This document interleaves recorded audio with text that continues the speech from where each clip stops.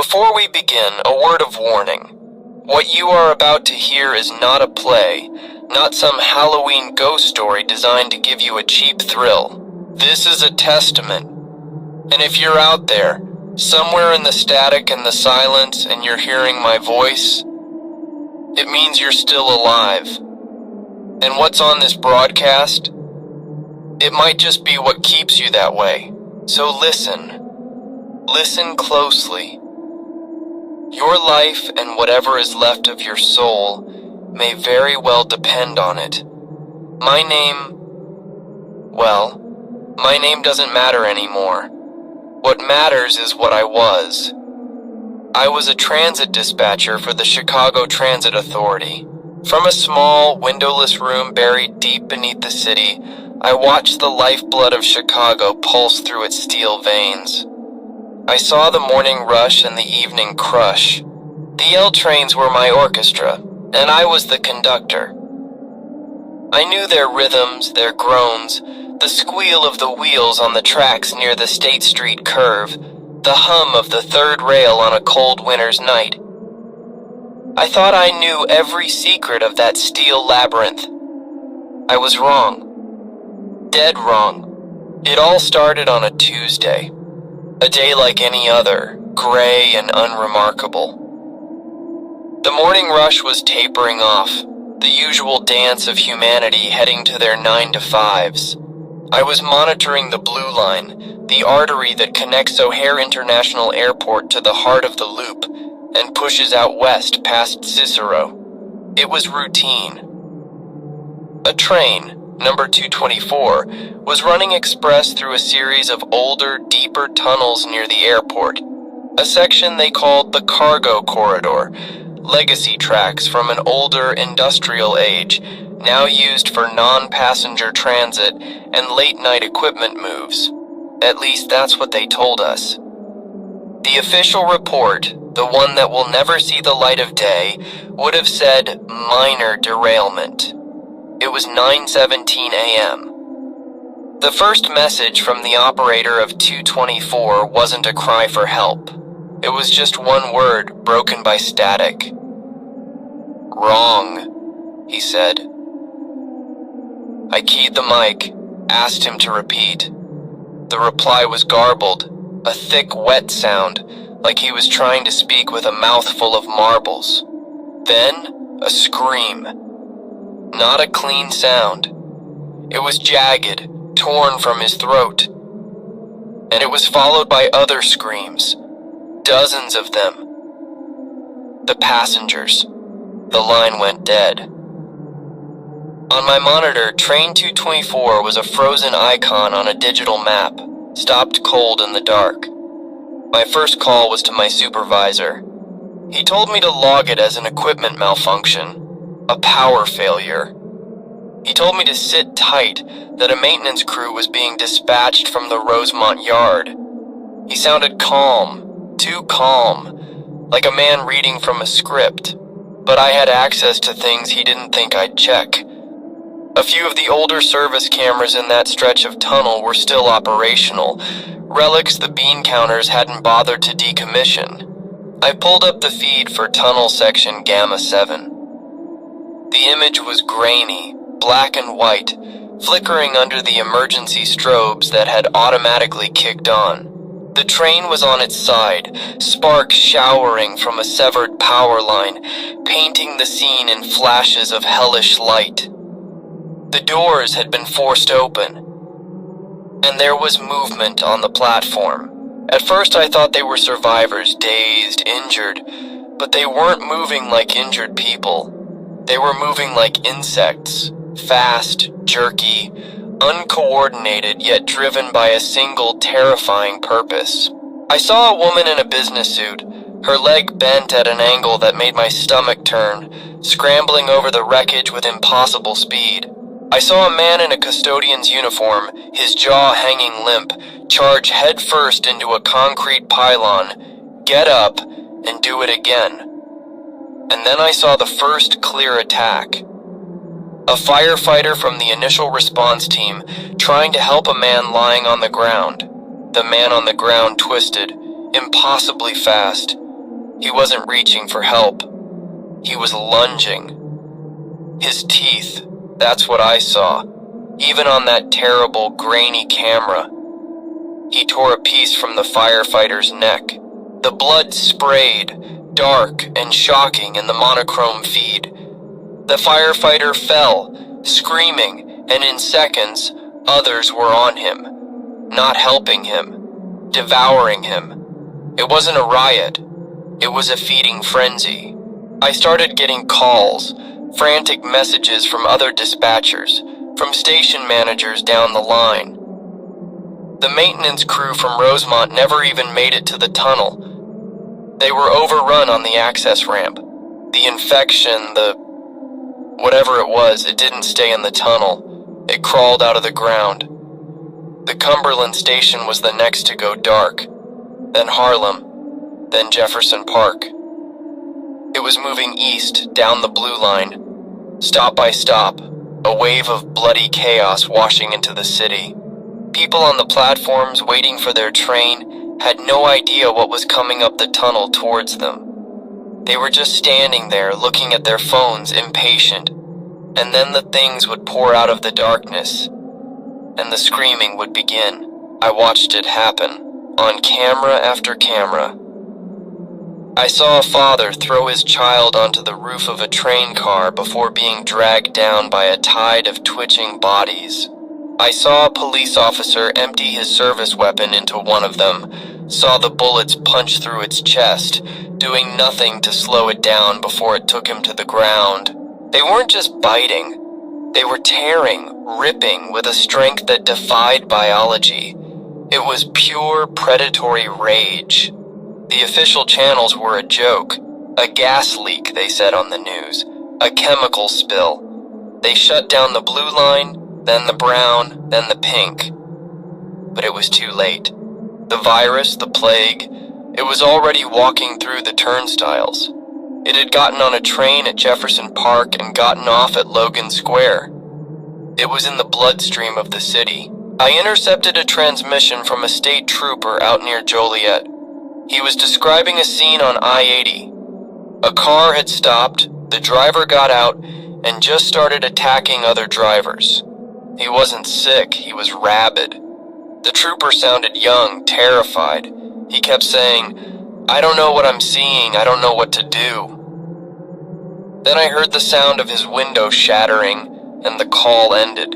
I got another message, this one a text, forwarded through the internal CTA network from a conductor on a Metra train coming in from Aurora. It said, "Crowds on the tracks at Cicero, not protesters. They're eating someone. We are not stopping. God help us." The city I knew, the city I watched over every day, was dying on my screens, and the people in charge were actively covering it up. The emergency broadcasts were telling people to shelter in place. They were telling them help was on the way. But I could see the truth.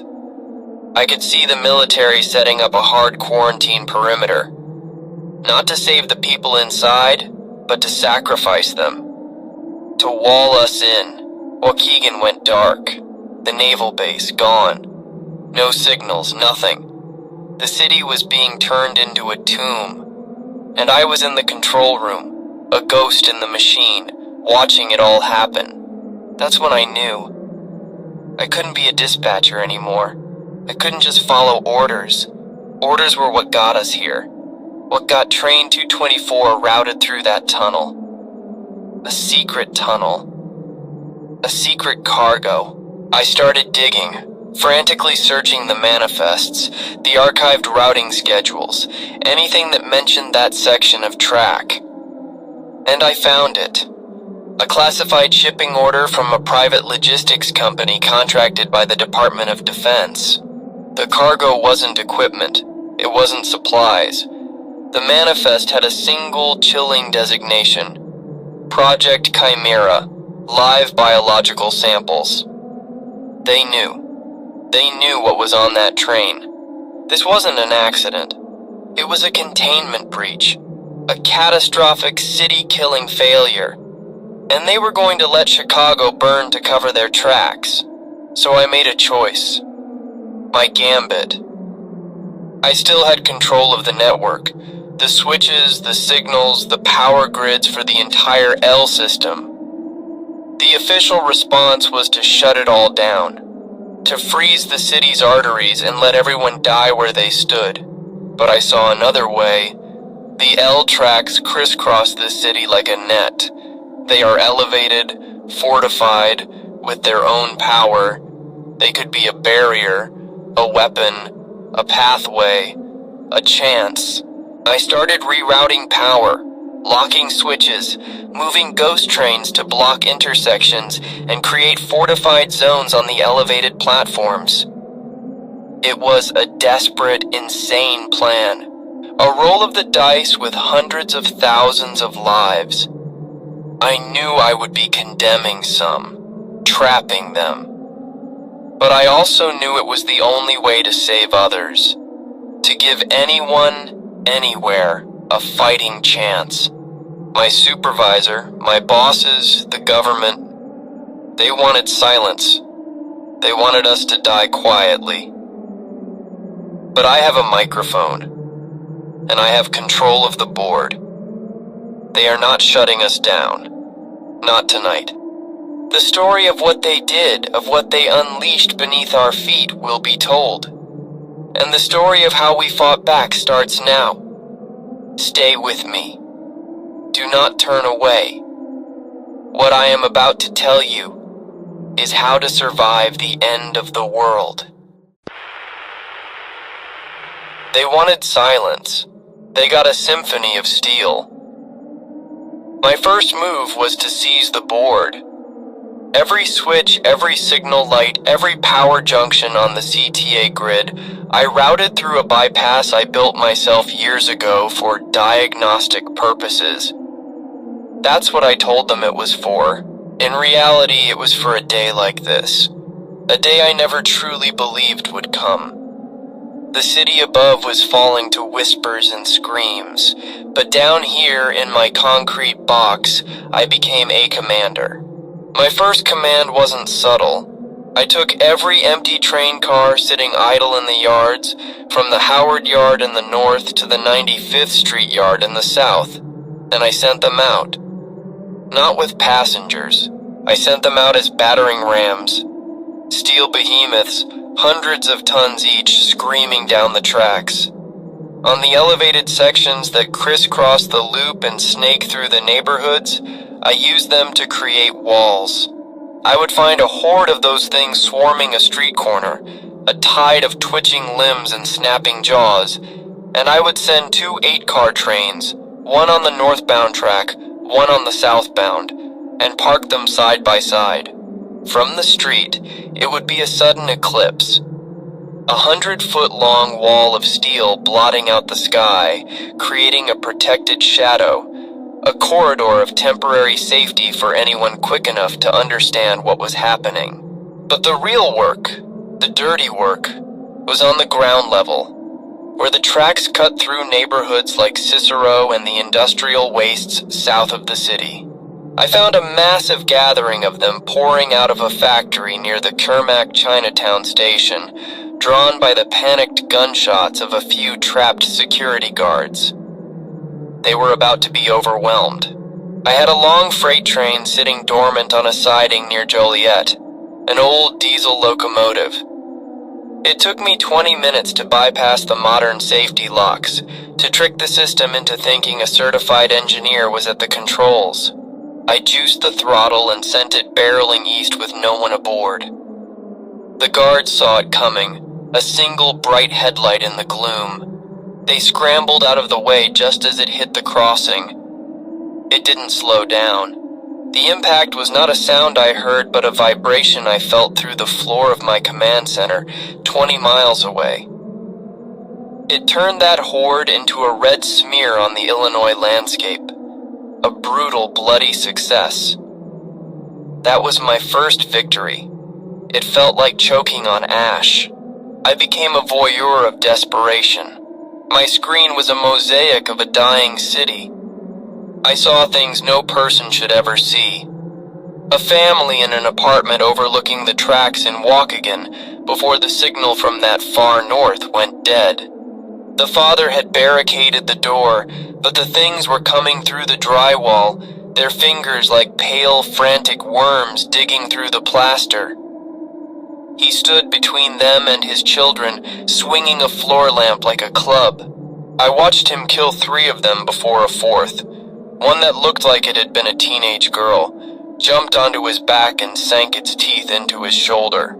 His wife grabbed the children and ran for the fire escape, but I saw the look in his eyes as he turned back to the camera, a look of utter, soul-shattering failure before he was pulled down. I couldn't help them. I could only watch.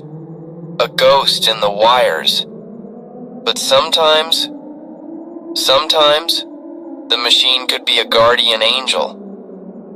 There was a group, maybe 30 people, trapped in the Harold Washington Library.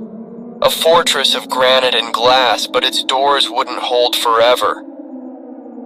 I could see the horde pressing against the main entrance, the glass beginning to spiderweb.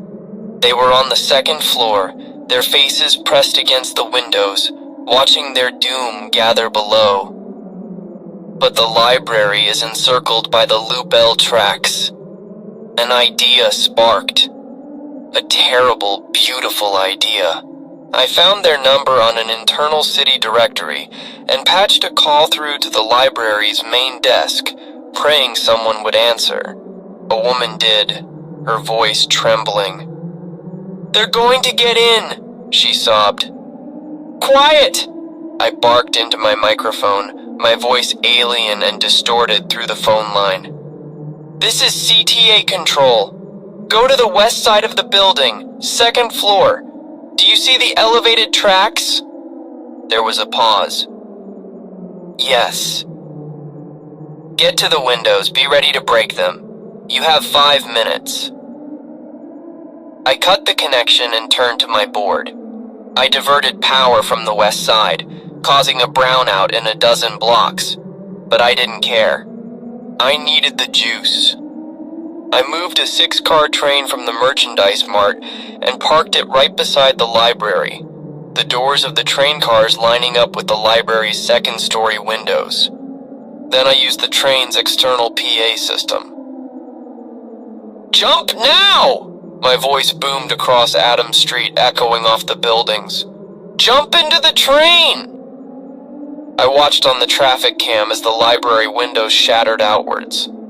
People started leaping the 6-foot gap, a desperate bridge of faith and fear, landing hard inside the empty train car. Not all of them made it. One man hesitated, and something grabbed his leg from inside the library, pulling him back into the shadows. But most of them did. 24 souls.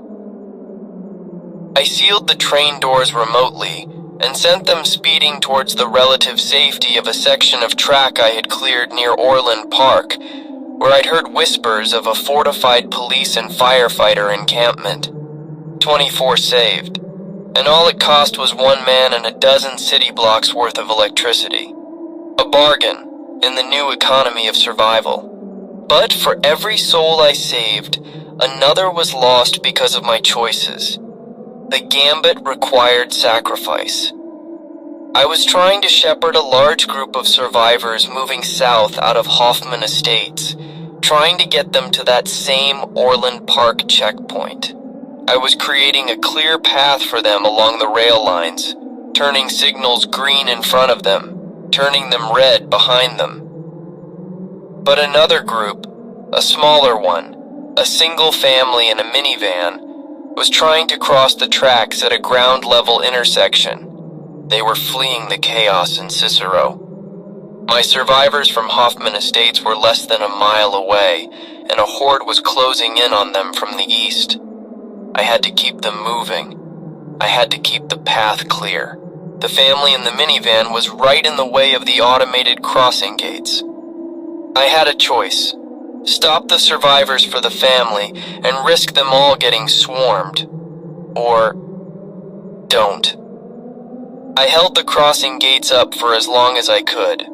I watched the minivan edge forward, the driver looking back and forth, his face a mask of terror. And then I saw the horde closing on my larger group. I had to make the call. I released the gates. They came down, trapping the minivan on the tracks. I didn't have a camera with a good view of what happened next, just a sensor that told me the train I had moving as a sweeper behind the Hoffman Estates group passed the intersection without stopping. The sensor didn't report an obstruction, I just erased them. A family. Wiped off the map with the press of a button to save strangers I'll never meet. I threw up in the trash can beside my console. The acid taste of command. The things themselves are getting stranger. I've been watching them. They're not just mindless eating machines. There's a pattern. They're drawn to loud, sustained noises, but they ignore sudden, sharp ones. They are relentlessly aggressive, but I've seen them shamble right past a crying baby to get at an adult swinging a baseball bat. It's like they prioritize the greater threat, or the greater meal. And they are strong. I watched one of them tear the door off a police cruiser with its bare hands. The metal screamed as it gave way. This isn't a disease. It's an upgrade. A horrific biological re-engineering of the human form for pure violence. Project Chimera. What in God's name were they creating? Were they trying to build super soldiers? A plague to wipe an enemy off the map? Whatever it was, the lab rats are now running the asylum. And the asylum is named Chicago. My sanctuary down here is deep, shielded. They told us it could withstand a direct nuclear strike. Built during the Cold War, but its life support is finite, and its security wasn't designed for this. I've been so focused on the world outside, on my grand, terrible plan, that I've neglected my own fortress. A foolish oversight. The power has been flickering for the last hour. Brownouts from the damaged topside, I thought. But it's not random. It's rhythmic. And it's getting worse. And there's a noise. I've been hearing it for 20 minutes now. Through feet of concrete and steel, a deep, repetitive thumping. It's not the rumble of a passing train or the echo of the chaos above. This is closer. It's coming from the service tunnel, the one that leads to the main access door of this room. Someone or something knows I'm down here. Looks like I'm about to get a visitor. The thumping is getting louder. It's shaking the dust from the ceiling. They're coming for me. The knocking has stopped. For that, I am grateful. It has been replaced by the sound of scraping metal, a high-pitched, grinding screech that sets my teeth on edge. They're methodical. They found the weakest point of the steel door, the lock assembly, and they are digging at it, like a wolf trying to get the marrow from a bone. On the small fisheye security camera feed for the access corridor, I can see it. Just one of them. It was a man once. Maybe a CTA maintenance worker, judging by the tattered remains of his orange vest. But his arms are too long now. The joints in his elbows and shoulders seem to bend in ways they shouldn't. And his fingers are gone. Worn down to bloody stumps from tearing at the metal. He's using a piece of rebar he must have ripped from the tunnel wall, jamming it into the seam of the door and pulling. Each pull is synchronized with the rhythmic brownout of my lights. It's figured out that the power dips are tied to the emergency systems. It knows this place. It knows how it works. This isn't just a monster. It's a saboteur. My fortress is about to fall. My time as a god of the grid is over. I am just a man in a box, and the devil is at the door. So this is it. This is my last broadcast. The final act of my gambit. I can't save myself, but I can still burn this city to save what's left of its soul. On my main screen is a map of the Loop, the central knot of elevated track that defines downtown Chicago. For the last hour, I have been turning it into a cage of fire. I've rerouted every available megawatt of power from every substation I still control, from the far south side, from the northern suburbs, from the emergency generators buried beneath the merchandise mart. All of it is flowing into the third rails of the elevated track circling the Loop. But that's not enough. A third rail is designed to deliver a specific voltage. I needed more. I have bypassed every safety regulator, every circuit breaker, every transformer. I am about to send a tidal wave of raw, uncontrolled electricity through those tracks, enough to not just shock, but to arc, to turn the entire structure into a massive, sizzling, electrified fence, an execution device for anything caught inside, and a wall of lightning for anyone outside. I've been watching the hordes. They've been converging on the downtown area, drawn to the largest concentration of trapped, terrified people. They are pouring over the river bridges from the west, marching up from the south. Thousands of them. A river of death. My cage will trap them in there. With one keystroke, I can turn the heart of Chicago into a quarantine zone enforced by pure energy. It's a death sentence for the thousands of civilians still trapped in those office buildings. I know that. I can see their lights flickering in the windows, little sparks of hope in a concrete canyon. My hand trembles over the keyboard. To save the region, I must annihilate the city's core. It's the same choice again. The minivan on the tracks, magnified 1,000 times. God forgive me. But forgiveness is a luxury for another world. I watch my little monster on the camera. He's managed to pry the lock plate off. Now he's reaching inside the mechanism with his ruined fingers. The metal groans. It won't be long now. I intercepted one last message. It wasn't from a soldier or a cop. It was from a biology professor at Northwestern before Evanston went completely dark. He had managed to capture one of the infected in his lab. He was broadcasting his findings on an open radio frequency. His voice was clinical, detached, the calm tone of a scientist staring into the abyss. He said, "It's not viral in the traditional sense. It's a symbiote, a parasitic organism that doesn't just reanimate dead tissue, it rewrites it.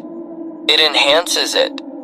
But the most terrifying discovery is the communication. They are not a horde. They are a colony. They emit low-frequency pulses, coordinating their movements, their hunting patterns. We've identified nodes, individuals that broadcast at a higher amplitude, directing the others. It's not chaos. It's a coordinated citywide assault led by generals." As he spoke, I zoomed in on a camera feed from Madison Street.